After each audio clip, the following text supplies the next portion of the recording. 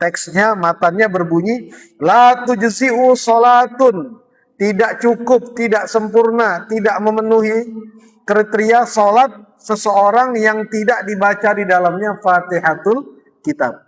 Ya, ini riwayat yang lain. Ada riwayat yang lain, dialog Rasulullah SAW dengan para sahabat.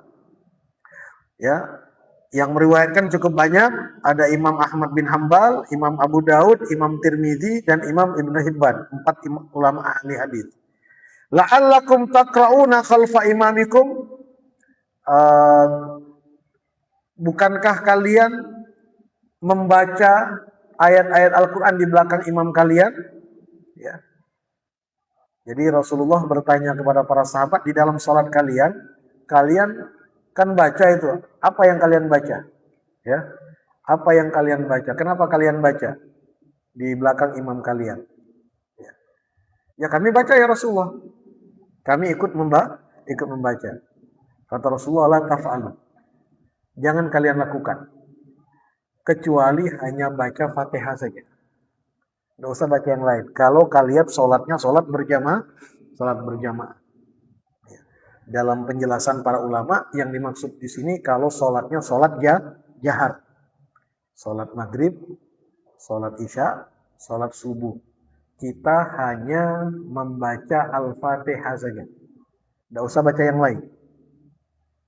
Ya, selebihnya kita dengarkan bacaan imam. Maka imam baca surat pendek kah, surat panjang kah, selesai kita baca Fatihah, fokus kita mendengarkan apa yang imam baca. Itu sudah cukup. Karena itu Rasulullah mengatakan, la taf'alu, jangan lakukan bacaan apapun kecuali hanya Fatihah saja. Ya. Fa innahu la sholata liman lam yaqra biha. Maka sesungguhnya tidak sah sholat orang yang tidak membaca suratul Fatihah.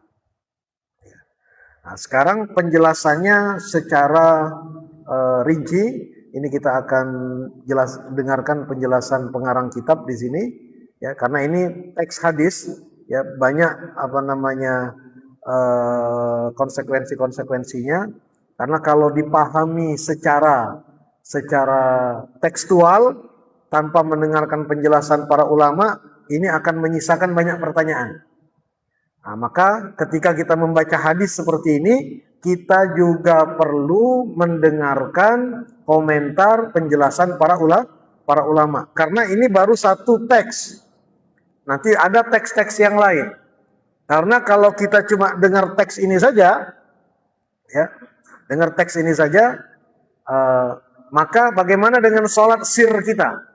Sholat sir itu disunnahkan juga, selain baca Fatihah, kita juga membaca surat. Kenapa? Karena kita tidak mendengar bacaan imam.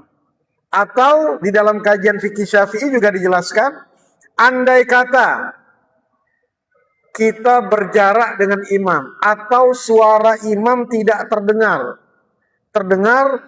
hanya amin saja, amin dari makmum yang lain, amin dari makmum yang ada di depan, karena jauhnya jarak atau karena pengeras suaranya mati.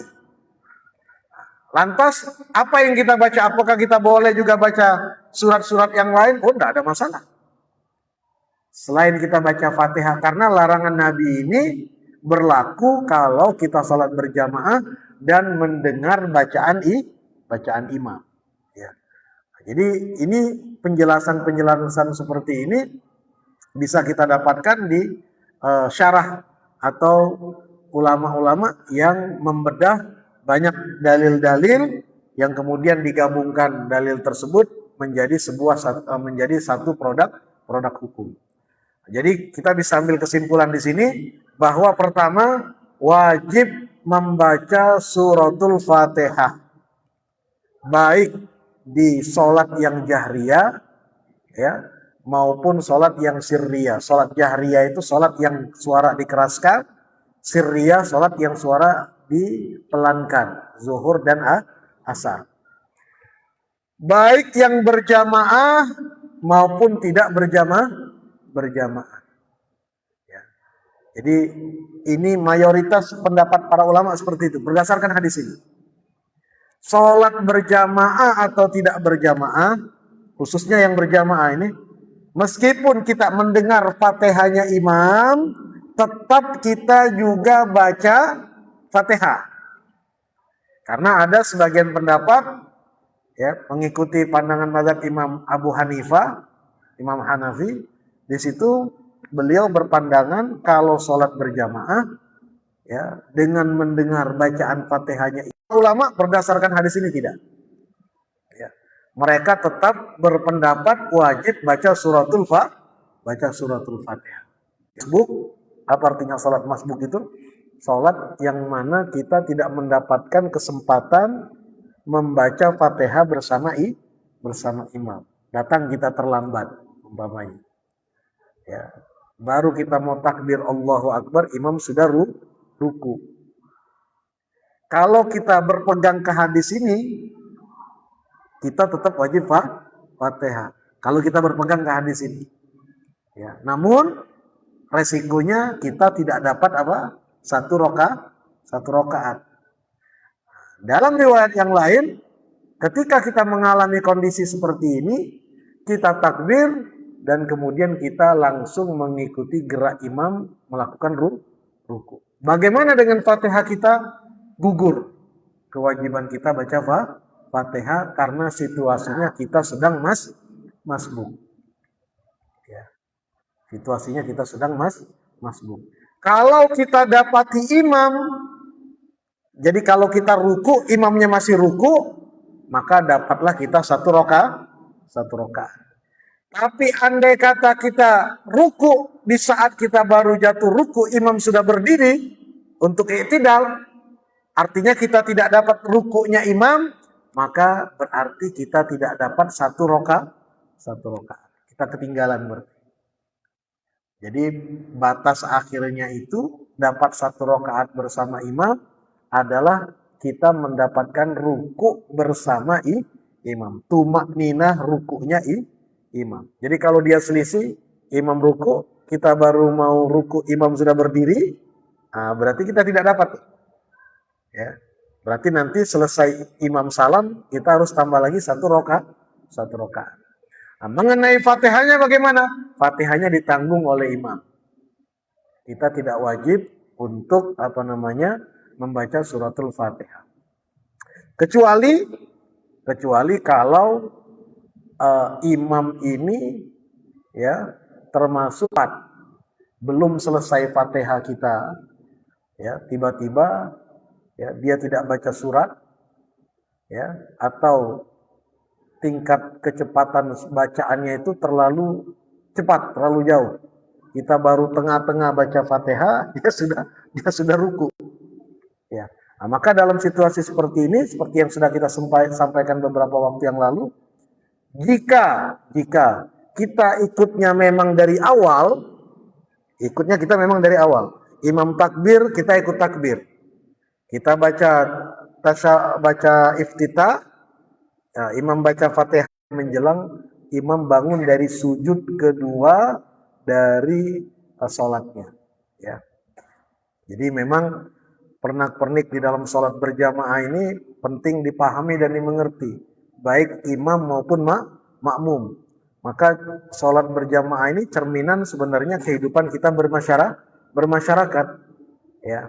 Jadi sholat berjamaah terutama imam harus paham, harus mengerti betul bagaimana adab, bagaimana tuntunan, bagaimana juga tata cara di dalam pelaksanaan sholat berjamaah. Mana kesalahan yang ditolerir, mana kesalahan yang fatal. Ya begitu juga terutama makmum yang posisinya dia bakal posisi di belakang imam menggantikan imam. Nah, dalam hal ini tentunya dia juga harus paham karena dialah nanti kalau imam ada kesalahan, dia yang akan menggantikan imam. Ini terkait dengan pembacaan suratul Fatihah. Nah, kemudian an Anasin radhiyallahu hadis berikutnya, an Anasin radhiyallahu taala anhu anna Nabiyya sallallahu alaihi wasallam kanu la yaftatihuna as-salata bilhamdulillahi rabbil alamin. Anna Nabiyya sallallahu alaihi wasallam kanu la yaftatihuna as-salata bilhamdulillahi rabbil alamin, muttafaqun alaih. Zada Muslim la yadhkuruna bismillahirrahmanirrahim fi awal qiraah wala fi akhiriha, wa fi riwayatin li Ahmad wa Nasai ibn Khuzaimah la yajharuna bi bismillahirrahmanirrahim. Wa fi ukhra li Ibnu Khuzaimah kanu yusirrun. Wa ala hadza yuhmalu nafu fi riwayat Muslim khilafan liman a'allaha. Nah, ini hadis yang menjadi muara perbedaan pendapat para ulama tentang pengucapan bismillah. Ya. Disebutkan dalam hadis ini bahwa para sahabat Nabi itu mereka tidak membuka sholat mereka ya kecuali dengan alhamdulillahirabbil alamin. Ya. Yabtadi'una qira'atahum bis sholati bilhamdulillah. Adalah para sahabat Nabi sallallahu alaihi wasallam mengawali sholat mereka dengan mengucapkan alhamdulillah. Bahkan dalam riwayat Muslim jelas-jelas secara eksplisit la yadhkuruna bismillahirrahmanirrahim, tidak menyebut bismillah. Ini satu riwayat ini. Dan yang kemudian dipegang oleh satu kelompok, satu mazhab yang menyatakan bahwa bismillah itu bukan bagian dari suratul Fatihah. Ya, jadi mereka ada dalilnya. Ya, ada dalilnya. Ini dalilnya mereka. Ya. Nah, namun dalam riwayat lain, riwayat Imam Ahmad dan Nasai, bukan tidak membaca bismillah, tapi la yajharun. Mereka tidak mengeraskan suara dengan bismillah. Nah, ini biasanya dipakai di Madinah. Ya, ulama-ulama, ya, imam-imam di Madinah itu, ya, hampir mayoritas kalau kita sholat di sana, biasanya mereka bismillahirrahmanirrahimnya pelan. Bismillahirrahmanirrahim. Baru alhamdulillahirabbil alamin. Nah, mengamalkan hadis ini. Tapi ada lagi yang mengamalkan hadis yang pertama. Sama sekali tidak menyebutkan bismillah meskipun apa? Meskipun secara pelan. Ya. Kanu yusirrun wa ala hadza yuhmalu nafyu fi riwayat Muslim khilafan liman a'allaha. Ya. Namun seperti yang kita sudah bahas di awal, satu teks saja memang tidak cukup untuk mengambil satu kesimpulan. Ya. Maka nanti kita akan lihat juga dalam hadis yang lain, ya, dari sahabat An-Naim, hadis berikutnya. An-Naim Al-Mujammir qala, dari tabi'in yang bernama Naim Ibnul Mujammir. Ya. Qala sholaitu wara'a Abi Hurairah radhiyallahu ta'ala anhu. Ya. Naim ini bukan sahabat, ya. Kalau bukan pelan, ya. Tsumma qara'a bi ummil Quran, sampailah kemudian setelah baca bismillah melanjutkan bacaan suratul Fatihah. Sampai kepada kata waladhdallin. Nah, di sampai waladhdallin ini, ya, beliau mengatakan amin. Ya, karena amin ini bukan bagian dari suratul Fatihah, tapi disunnahkan karena dia bentuknya adalah doa. Selesai kita baca waladhdallin, kita kemudian dianjurkan untuk baca amin. Ya. Nah, bacaan amin pun juga macam-macam. Ya. Amin yang sunnah ini ragam para ulama memaknainya karena teksnya beda-beda. Ada yang aminnya umumnya kita di Indonesia, ya, di Mekah, Madinah keras. Ya. Jadi waladhdallin kita mengaminkan dengan suara yang keras. Tapi ada di beberapa tempat, ya, seperti saya pernah ikut sholat di Turki, sudah siap-siap nak ngamin, nak kenceng, rupanya nak mengucap amin mereka. Tidak mengucap amin, aminnya pelan. Ya, jadi kalau kita melok di situ, teriak dewean gitu ucap aminnya di situ. Ya, saya kaget, kok beda ini? Oh, ternyata mereka ngambil pandangan amin ini tidak dikeraskan. Tapi ada beberapa masjid di Turki itu sendiri, amin dikeraskan. Jadi di Istanbul itu banyak masjid, tidak semuanya seragam. Ya, tinggal kita saja yang menyesuaikan. Ya, kita yang menyesuaikan. Apalagi ini pun juga adalah sunnah. Jadi pentingnya pemahaman ya yang membuat kita mengerti dan paham adanya teks ya yang dipahami, dimengerti, diterapkan dan diamalkan yang kemudian disesuaikan dengan masyarakat yang ada di tempat tersebut tanpa kemudian kita ngotot untuk mengatakan kita yang paling benar. Karena semuanya ada teksnya, ada dalilnya. Ya, ada dalil. Yang pakai bismillah ada dalilnya, yang tidak pakai bismillah juga ada dalilnya. Yang memelankan bismillah juga ada dalilnya. Ya. Jadi tinggal bagaimana kita menyesuaikan. Nah, kalau kita sudah baku di masyarakat kita ya menggunakan bismillah, amin dikencangkan, kemudian karena kita dengar ada satu pendapat kemudian kita mau paksakan, nah ini yang namanya tidak bijak ya. Tidak harus kemudian harus berkiblat di Mekah Madinah seperti ini oh, enggak juga.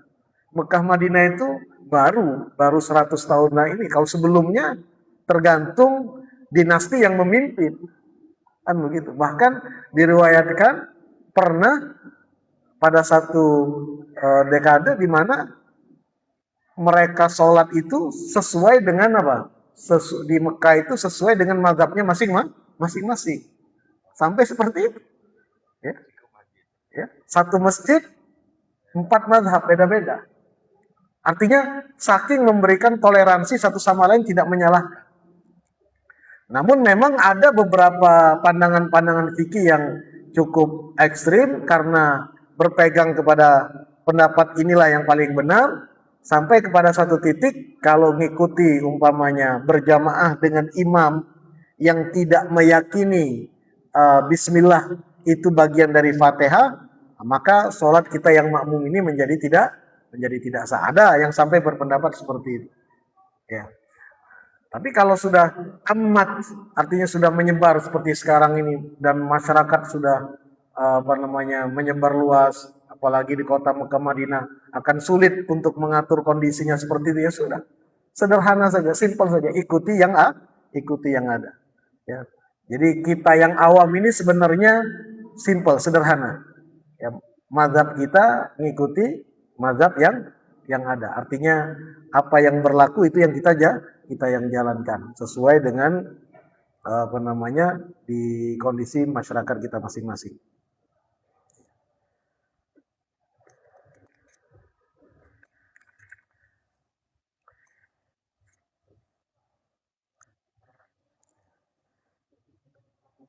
Hadis berikutnya hadis 225 224 225 qala Rasulullah sallallahu alaihi wasallam idza qara'tumul Fatihah faqra'u bismillahirrahmanirrahim. Nah, ini dalil lagi yang mewajibkan baca Fatihah, ada dalilnya dari Abu Hurairah. Maka tadi wajar kalau muridnya mendengarkan Abu Hurairah bacanya apa? Baca bismillah. Kenapa? Karena Abu Hurairah dengar langsung dari Rasulullah ya. Bunyinya, kalau kalian baca Fatihah di dalam sholat itu, bacalah bismillah. Kenapa? Bacalah bismillahirrahmanirrahim. Fa innaha ihda ayatiha. Jelas ini. Karena sesungguhnya bismillah itu adalah salah satu dari ayat di dalam suratul Fatihah. Jadi mengenai bismillah ini sendiri beragam para ulama. Kalau kita mazhab Syafi'i menyatakan bahwa bismillahirrahmanirrahim adalah ayat dari Fatihah dan ayat dari semua surat kecuali surat Baro'ah. Surat Al-Quran itu ada 114. Ya, yang pakai bismillah di awalnya itu 113 kecuali Baro'ah. Semuanya pakai bismillah. Ini menurut pendapat mazhab Imam Syafi'i. Ya. Oh berarti kalau begitu kurang satunya. Satunya ada di ceritanya Nabi Sulaiman. innahu min Sulaiman wa innahu bismillahirrahmanirrahim. Jadi lengkap tetap 114 juga, cuma posisinya berbeda. Ada lagi yang memahami bahwa bismillahirrahmanirrahim itu bukan dari suratul Fatihah dan juga bukan bagian dari surat-surat Al-Quran. Ini yang kita sering dengar kalau kita sholat saat haji dan umroh di Masjidil Haram, Masjid Nabawi. Di sebagian di Mesir, di Turki, hampir rata-rata ini menyebar nih. Jadi kalau yang bismillah ini rata-rata di Asia Tenggara. Yaman ke bawah, nah itu pakai bismillah semua.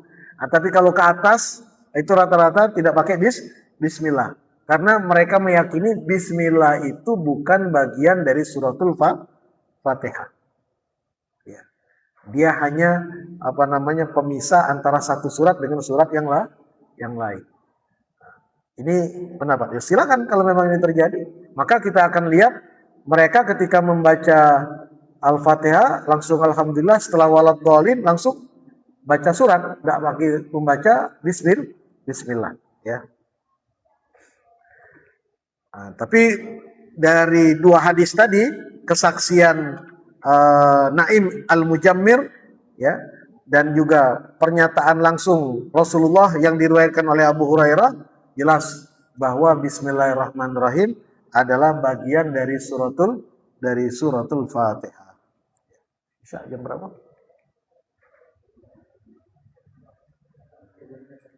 Berapa? 4 menit. Ya. Nah, mungkin ada yang ingin ditanyakan? Silakan, ada waktu.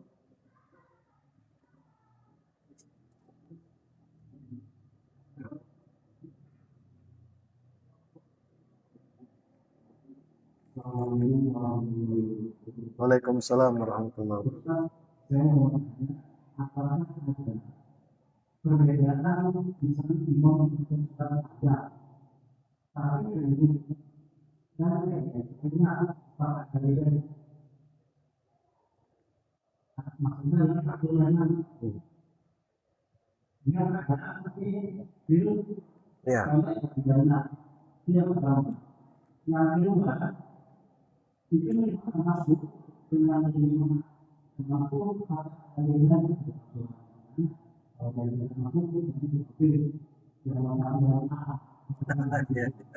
Ya. Waalaikumsalam warahmatullahi wabarakatuh. Jadi nanti kita akan baca di hadis-hadis berikut tentang kesunahan membaca beberapa surat-surat yang sesuai dengan sholatnya.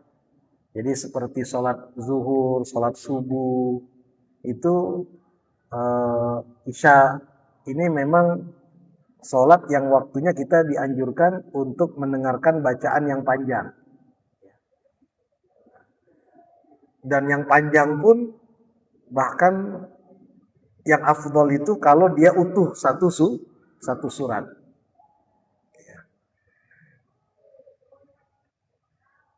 Jadi kalau ada kesalahan, ya maka yang panjang ini tentunya karena dia mengikuti tuntunan,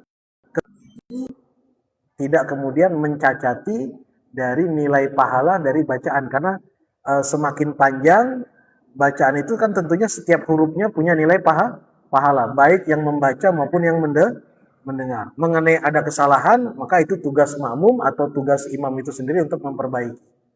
Jadi kalau dibicarakan masalah mana yang afdol, tentu yang panjang. Meskipun ada kekeliruan, lumrah saja, itu lebih utama. Kalau dibandingkan dengan bacaan yang pendek. Nah, kemudian ada sebagian lagi mengkombinasikan, ya. Dan ini seperti umpamanya masjid-masjid yang meruntut bacaan Al-Quran. Ya, jadi dia ingin khatam, mungkin dalam 1 tahun khatam, tidak hanya bulan Ramadan saja. Jadi hari ini mulai baca dari Al-Baqarah, besok lanjut lagi ya di sholat jahar itu, sehingga berkelanjutan. Kebetulan imamnya juga mungkin hafidz Al-Quran, jadi tinggal melanjutkan. Ya. Mana yang lebih afdal dengan membaca satu surat tapi sempurna? Sebagian para ulama mengatakan membaca satu surat tapi sempurna, utuh, dari A sampai Z lebih afdol daripada membaca surat tapi terpotong-potong. Seperti kita sering dengar baca Amanah Rasul, ya, Amanah Rasul dibaca itu separuh, kemudian rakaat kedua dibaca separuh lagi. Dibandingkan dengan baca surat umpamanya Inna Anzalna utuh dengan umpamanya Alam Taro Kaifa tapi utuh. Kalau ditanya mana yang afdol, tentunya yang utuh itu lebih afdol. Nah, sebagian para ulama menyiasati, ya, dalam rangka untuk menyempurnakan hataman Al-Quran tadi. Bagaimana menyiasatinya? Dibaca surat satu lembar, sebelum dia ruku, mengakhiri surat tersebut, dia baca suratul Ikhlas. Baca juga suratul Ikhlas. Boleh, boleh, nggak apa-apa. Jadi umpamanya Alif Lam Mim terus sampai terakhir, kan kalau mau diselesaikan Al-Baqarah semuanya itu. Saya rasa mana makmum yang sanggup, ya. Nah, mungkin kan bertahap, mungkin baca satu lembar. Selesai satu lembar, sebelum ruku dia tutup dengan bacaan suratul Ikhlas, kulhu. Ini biar dapat semua, ya. Niat untuk menghatamkan Al-Quran 1 tahun mungkin umpamanya atau di dalam sholat, dan juga keafdalan satu surat yang utuh juga dapat, ya. Nanti di rakaat kedua baca lanjutannya, kemudian tutup lagi dengan surat yang pendek. Jadi dapat semua, jadi tidak ada masalah, ya.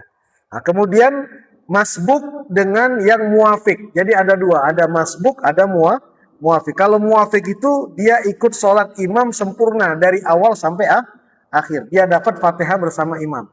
Kalau yang masbuk, dia dapat beberapa rakaat saja tergantung Fatihahnya, ya, tergantung berapa rakaat yang dia dapatkan. Maka tentunya yang utuh pahala sholat berjamaah itu yang muafik, yang dari A sampai Z. Nah, yang muafik ini juga ada tingkatannya, ada levelnya.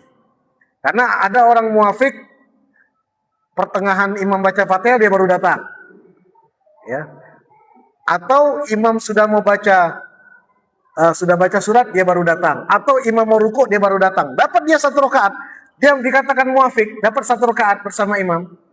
Tapi tentunya berbeda dengan orang yang ketika imam takbir Allahu Akbar, dia langsung takbir. Nah, ini kedudukan yang paling utama. Jadi sholat berjamaah yang paling afdol, yang paling utama adalah ketika imam angkat takbir Allahu Akbar, rohnya selesai, dia langsung masuk takbir juga Allahu Akbar. Dia dapat keutamaan sholat berjamaah yang paling unggul. Yang dikatakan oleh Rasulullah, inna likulli syai'in safwah. Segala sesuatu itu ada intisarinya. Dan intisari sholat berjamaah itu adalah mendapatkan takbiratul ihram bersama imam. Dan dalam hadis yang lain disebutkan, siapa orang yang sholat 40 hari, kata Rasulullah, ya, 40 hari sholat berjamaah, mendapatkan takbiratul ihram bersama imam, tidak tertinggal takbiratul ihram bersama imam, maka dijamin, Rasulullah memberikan jaminan, kataballahu lahu bara'atain, Allah akan lepaskan, sterilkan, bebaskan dia dari 2 hal. 1, bara'ah minan nifaq, disterilkan dari penyakit kemunafikan, dan 1 lagi bara'ah minan nar, disterilkan, dibebaskan dari siksa api neraka. Ini 40 hari. Nah, kalau kebetulan kita berangkat umroh, berangkat haji, ya, tinggal 9 hari di situ, nah ini bisa dapat fadilahnya dengan 40 kali sholat. Maka itulah yang disebut dengan arba'in. Ya, kalau orang haji ada yang namanya arba'in. Arba'in itu 40 kali sholat berjamaah. Nah, cuma karena kita jauh, kita bisa ambil di Indonesia ini arba'innya dengan apa? 40 hari sholat berjamaah. Nah, ada 2 yang akan disirnakan dari kita. Pertama, kemunafikan. Yang kedua, belenggu-belenggu maksiat yang menghantarkan kita ke neraka itu disingkirkan.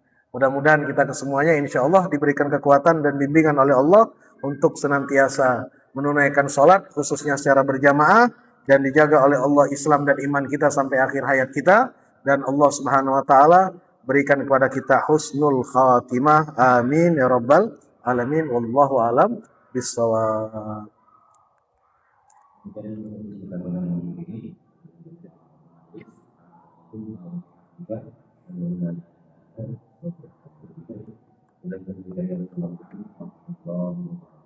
Waalaikumsalam warahmatullahi